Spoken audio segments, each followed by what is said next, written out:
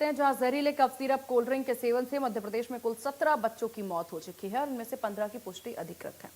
मामले पर देश भर में बवाल मचा हुआ है। कई राज्य सिरप को बैन कर रहे हैं या सैंपल लिए जा रहे हैं। इधर पूरे मामले में कदम कदम पर प्रदेश का सिस्टम भी अमानक साबित हुए हैं। जब एक के बाद एक बच्चे की मौत हो रही है, इस तरह सियासत होने लगी है। सिस्टम नींद से जागा। कार्रवाई में आपको बता दें कि लगातार ये मामले जो हैं सामने आ रहे हैं, जिस पर टीम एक्शन लेती भी नजर आ रही है।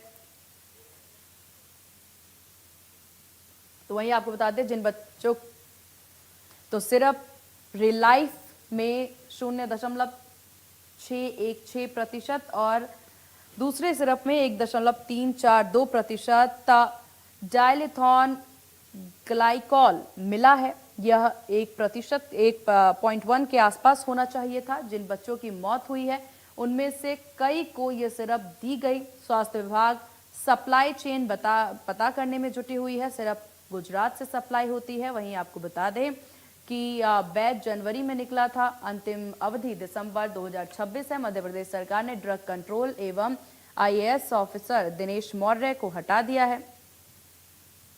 वहीं ड्रग कंट्रोल का अतिरिक्त जिम्मा स्वास्थ्य विभाग के संचालक दिनेश श्रीवास्तव को दिया है। इसी तरह डिप्टी ड्रग कंट्रोल शोभित कोष्ठा, छिंदवाड़ा और जबलपुर जिला ड्रग निरीक्षक शरद जैन, गौरव शर्मा को निलंबित कर दिया गया है। सीएम डॉक्टर मोहन यादव ने इससे पहले उच्च स्तरीय बैठक में समीक्षा की।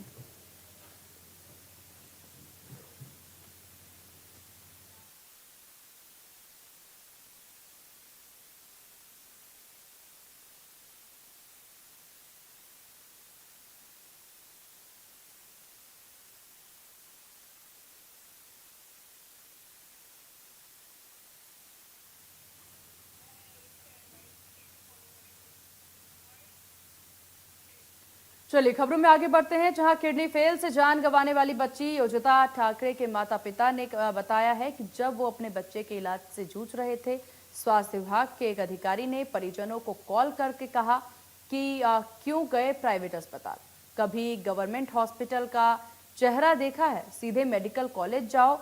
उनकी सलाह पे परिजन बच्ची को मेडिकल कॉलेज लेकर के गए, जहां पर बच्ची की हालत और ज्यादा बिगड़ गई।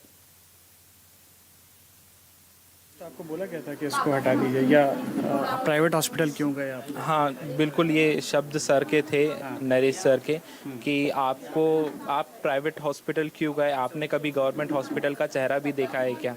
ये बोला था उन्होंने? जी। तो आपने क्या कहा फिर? मैंने कहा मैं अपनी बच्ची को बचाने के लिए जो कर सकता हूँ मैं वो करूँगा। तो उन्होंने कहा कि हम आपको बोल रहे हैं कि आप अपनी बच्ची को मेडिकल कॉलेज लेके जाइए। उनके कहने पे ही मैं आखिरी में लेकर गया, और जब वहाँ मेडिकल कॉलेज लेकर गया तो वहाँ बच्ची को कोई ट्रीटमेंट नहीं मिला। ट्रीटमेंट के नाम पे उन्होंने एक सलाइन चढ़ाई बच्ची को। 3-3.5 घंटे के बाद जब बच्ची की नाक से खून आने लगा और मुंह से खून आने लगा, खून आया नाक से? जी, नाक और मुंह से उसके खून आने लगा था।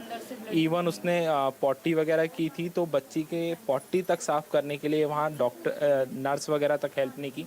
मेरी वाइफ अकेले उसको साफ़ करते रही। वहाँ जो मौसी होती है ना, उन लोग मौसी बोलते हैं, उन्होंने तक हेल्प की नहीं की। एक ही मौसी थी, उसने भी हेल्प नहीं करी। छीने से भी मना कर दिया बच्ची को, आपका पेशेंट है आप साफ करो, बस हम नहीं छीनेंगे। आपकी बच्ची बीमार थी, आपने स्वास्थ्य व्यवस्थाओं का सब कुछ देखा, क्या कहना चाहेंगे और क्या गुहार लगाना चाहेंगे? बहुत ही घटिया व्यवस्था है सर।